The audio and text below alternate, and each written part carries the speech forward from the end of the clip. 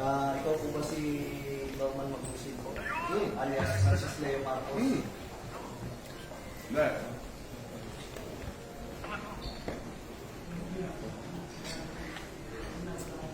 Okay. Parang saan yan?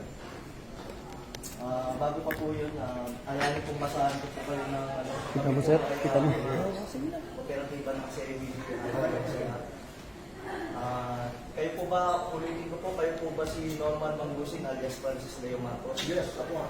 Kayo ay aming inaaresto sa bisa ng warrant of arrest na issue ng RTC Branch 294 Parañaque City for violation of unjust vexation under Article 287 of Revised Penal Code as amended in relation to Section 6 of RA 10175. Kayo ay may karapatang manahimik, sir, o sa walang tigo, o ano man ang inyong sabihin ay maaaring ipabor o laban sa inyo.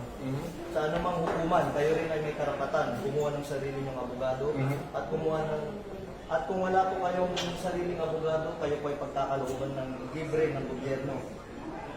Andito ako sa inyo kasi naka-arrest kumuha ng sarili ng doktor na magsusuri ng inyo. Sir, pwede paano po yan at maano nyo yung karapatan po? Sige.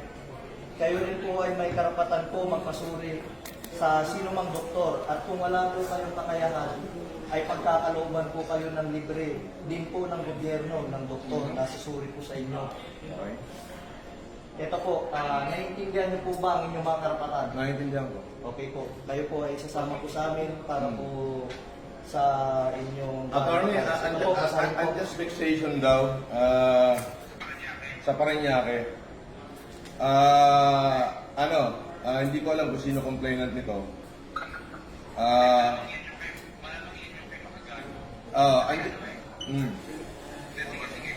Andito ako sa Newport, ina-arresto na nila ako, sasama ako ngayon, hindi ko natatapusin itong pagkain ko. Inilight na nila ako. Pwede bang sasama na lang ako, Brad? Huwag mo na ako ipahiya. Hindi, kailangan po kasi may procedure po tayo. Sige, sandali. Kailangan ko lang. May procedure po tayo, sir. Attorney, nasa ka ba?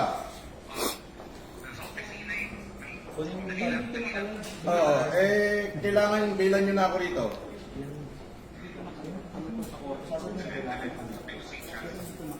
Nang live ko, hindi ko lalabas ng live. Hindi naka-live ko.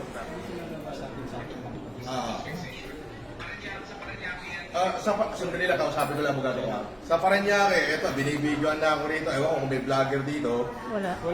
Vlogger dito. Andito na. May warrant, 120,000 yung bill, 12 counts of unjust vexation.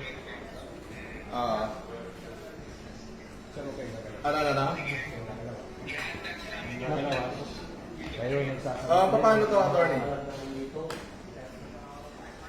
Andito naman pala, tinitigilan sa kami.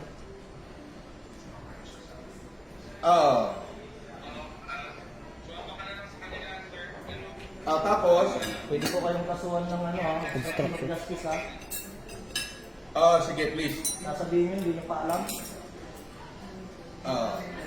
Binabawalan nyo kami mag-video, pero pwede ka lang mag-vlog. Pwede ba yun? Ibabagsak sa... Sir, sino daw pwede contact person dito? Saan pa office naman, sir? Sir, sa CIDG-NCR na lang, sir. Sa Camp Crame. Nakasaad yun. Bawat CIDG-NCR. So, doon ako dadalhin sa CIDG-NCR. Yes, sir. Yung Crame. Yun nga po. So, dadalhin daw ako sa CIDG-NCR Camp Crame. Ay, hindi ba ganun ang process? Pag may warrant at meron ng reliable knowledge. Doon daw ang office ng CIDG-NCR sa Camp Crame. Pwede namin pasusin. Wala makakapigil sa amin.